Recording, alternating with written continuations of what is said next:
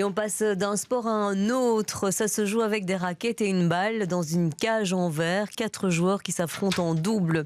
C'est un sport de plus en plus connu et pratiqué dans notre pays et partout ailleurs dans le monde, le paddle. Bruxelles accueille à partir de demain l'étape belge du championnat du monde de paddle et c'est déjà la 2e fois. Vincent Loressens, bonjour, vous nous avez rejoint dans ce studio. Bienvenue. Bonjour. Vous êtes le président du comité d'organisation du Brussels Paddle Open, donc qui fait partie du World Paddle Tour.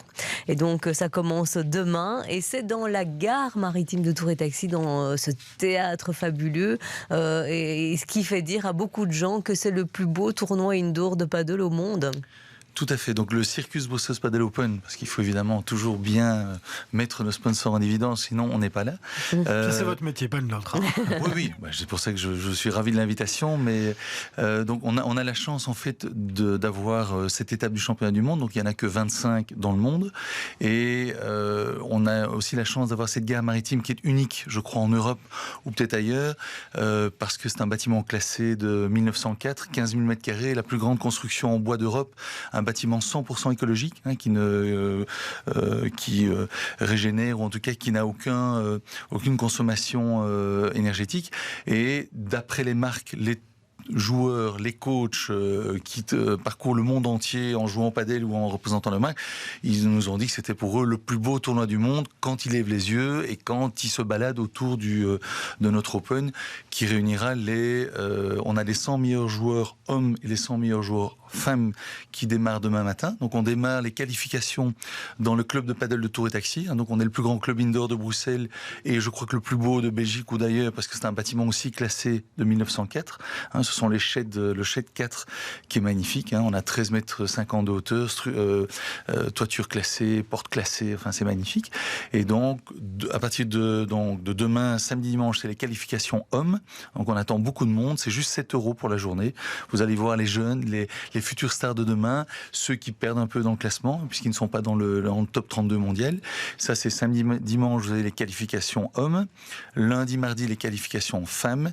Et à partir de mercredi, on commence dans la gare maritime avec une affiche exceptionnelle, puisqu'on a la chance, lors du tirage, vous savez qu'on a 3 wildcards demain pour les qualis, mais on a aussi 3 wildcards mercredi pour le tableau final. Donc ce sont des niveaux auxquels aucun joueur belge ne peut arriver sans wildcard. Expliquez, les wildcards, c'est des invitations pour des joueurs qui ne sont pas classés. Voilà, donc un promoteur, donc chaque organisateur par pays a droit à 3 wildcards pour les qualifications, donc hommes, 2 wildcards pour les femmes, et pour le mercredi tableau final, qui est l'équivalent du tableau final de Roland-Garros, on a 2 wildcards hommes et une femme. Pourquoi la différence? C'est parce qu'il y a plus d'hommes qui jouent que de femmes, donc c'est une règle de répartition. Et donc les champions de Belgique qui joueront mercredi sont tombés sur le tirage de rêve ou de malheur pour nous, puisqu'ils jouent contre les numéros 1 mondiaux. Donc ils avaient une chance sur 30 de tomber soit sur les moins bons, mais je crois que pour eux, enfin je les ai encore eu au téléphone, c'est exceptionnel, jamais ils ne pourront jouer contre les numéros 1 mondiaux, et là en plus un des joueurs revient de blessure, donc on espère, on est pratiquement sold out, on a 5000 places remplies. Ouais, vous espérez 50 000 visiteurs, donc c'est déjà 10 000 de plus que l'année dernière. Exactement, donc en fait à partir de demain jusqu'à dimanche, on attend environ 50 000 visiteurs, on a 2 sessions à partir du mercredi, une session jour, session soir, on attend chaque fois minimum 5000 personnes sur le central, mais on a le numéro 2 qui est gratuit, ouvert au public. On a le village paddle qui est énorme avec toutes les marques de paddle, mais aussi le bar Knockout où on fait l'apéro mais la fête jusque tard pendant la nuit, puisque le Knockout a des DJ réputés. Et entre les 2 terrains, on a fait un espace hospitalité ouvert au public très, très important, parce que pour nous, le paddle c'est bien, mais il y a la gare maritime, il y a Tour et Taxis. Donc c'est une fête surtout autour aussi. Passer un bon moment avec des copains, des collègues, des amis. Et donc on veut vraiment que les Bruxellois se déplacent pour venir voir la beauté de la gare maritime, le paddle, et passer un bon moment autour d'un bon verre et d'un bon petit repas au food market. Et ça va être vu dans le monde entier aussi, parce que la phase finale va passer dans 150 pays différents en télévision. Est-ce que c'est un sport qui est visuel au niveau de la télévision, autant que le tennis? Alors pour moi, le paddle est plus télégénique que le tennis.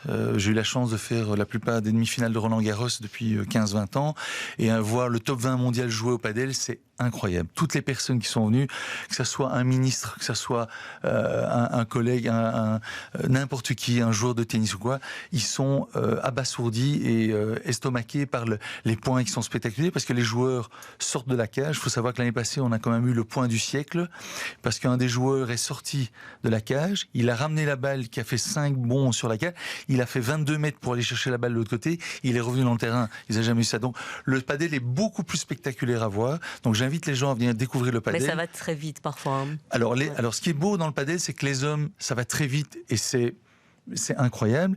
Et les femmes, par contre, c'est plus juste, c'est plus le padel. Et pour monsieur tout le monde, on apprend beaucoup plus à voir les femmes parce qu'elles jouent plus de manière plus intelligente et plus posée, parce qu'elles n'ont pas la puissance des hommes. Et les hommes, c'est des brutes épaisses, mais qui assurent un spectacle de dingue. Alors, rappelez-nous un petit peu les règles du paddle. C'est une sorte de dérivé du tennis. D'ailleurs, les points se comptent comme au tennis. Exact. Mais expliquez-nous un petit peu, ça se joue d'office à 4. Voilà. Alors, je vais d'abord vous expliquer l'histoire du paddle, parce que c'est une belle histoire d'amour, et puis vous allez comprendre pourquoi les règles sont appliquées au tennis. L'histoire du paddle, c'est un richissime Mexicain en 1969 qui était amoureux d'une Miss Argentine, et fan de tennis. Son club de tennis était à 1 heure de son hacienda. Et donc, il a d'abord construit une dalle de béton de 10/20. Il a mis un filet. Et puis, malheureusement, il devait déjà chaque fois aller chercher les balles au fond de son terrain. Et donc, il a construit des murs au fond de sa dalle de 10/20 pour pouvoir retenir les balles. Et comme il jouait très bien et qu'il jouait contre sa femme en avait marre parce que comme il frappait, à un moment donné, il lui a dit, écoute, je trouve que ce serait normal que comme tu joues mieux, que je puisse jouer avec le mur.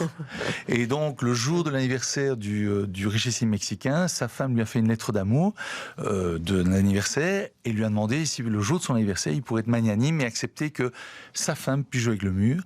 Il l'a accepté et c'est devenu les règles du padel. Donc en fait, ce sont les règles du tennis. La seule différence, c'est que quand la balle passe et qu'elle touche la vitre, on peut jouer la balle. Donc c'est très simple, c'est comme un mini tennis 2 contre 2, mais avec une règle très simple. Et ce qui est très chouette, c'est que au tennis, vous avez un gros service ou un gros smash ou un gros coup, vous êtes très fort. Au padel, si vous jouez comme ça, vous n'êtes pas fort parce que la personne attendra au filet la balle et viendra faire le point. Donc c'est un jeu qui est beaucoup plus subtil, beaucoup plus spectaculaire, beaucoup plus cérébral. Et vraiment, j'invite les gens à découvrir. Et c'est pour ça qu'aujourd'hui, on a 200 000 pratiquants padel en Belgique, après 4 ans, contre 210 000 pratiquants en tennis après 100 ans. Il y a 50 000 joueurs de hockey, donc le padel dans 1 an aura dépassé le tennis. Pourquoi ? Parce que le sport est spectaculaire, il est sympa, il est simple, il est accessible et quel que soit le niveau, les gens s'éclatent. Et vous voyez très bien aussi que quand les gens jouent au padel à 4, ils restent boire un verre.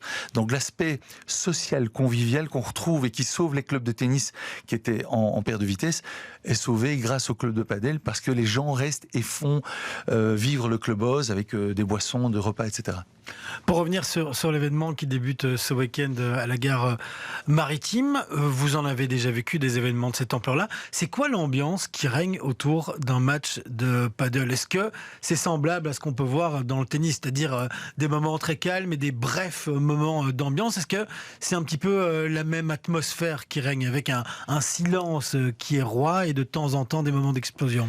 Alors la différence par rapport au tennis, c'est que comme le padel est beaucoup plus spectaculaire, vous avez évidemment des moments de silence, mais les points sont dingues. Un point au tennis, sauf du temps de Borg McEnroe, ça durait 30 secondes. Au padel, ça peut durer 5 minutes. Donc il y a 30, 40, 50 échanges parce que les meilleurs du monde, la balle revient tout le temps. Donc les points sont vraiment incroyable et spectaculaire. Donc le public est en exaltation parce qu'à un moment donné on croit que le point est fini, la balle revient et ça n'arrête jamais. Donc je trouve que c'est beaucoup plus électrisant l'ambiance du top 20 mondial et d'une étape du championnat du monde.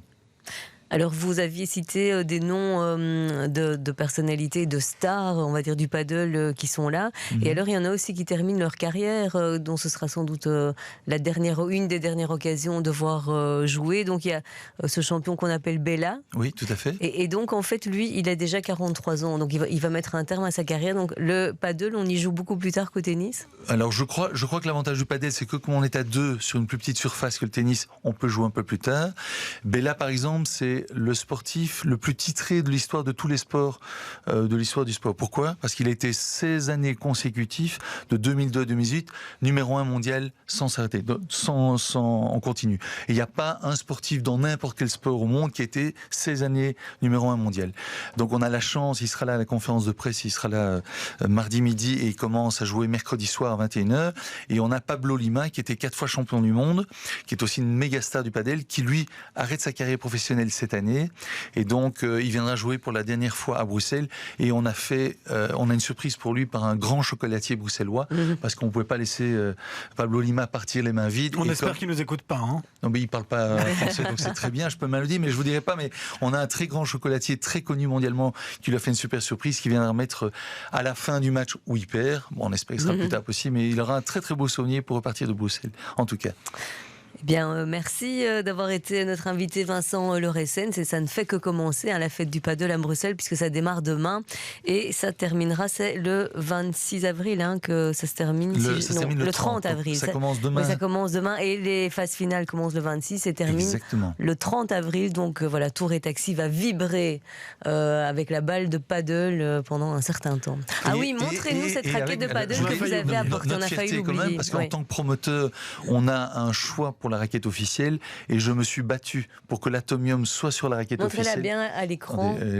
C'est inversé, il faut aller de l'autre sens. C'est comme ça ? En tout cas, là, on la voit et on voit qu'il y a l'atomium. Voilà, donc je me suis battu pour que, il y a évidemment la marque d'un côté, avec le lien noir, jaune, rouge, évidemment, le logo de la région bruxelloise, mais je me suis battu pour qu'on ait une raquette qui fasse penser à Bruxelles, donc c'est l'atomium. Et nos collègues en Hollande ont fait le lion hollandais et c'était vendu en 3 jours. Toutes les raquettes ont été vendues en 3 jours. Donc on a une magnifique raquette où on peut être fier d'être bruxellois. Merci Vincent Loresens d'avoir été avec nous ce midi.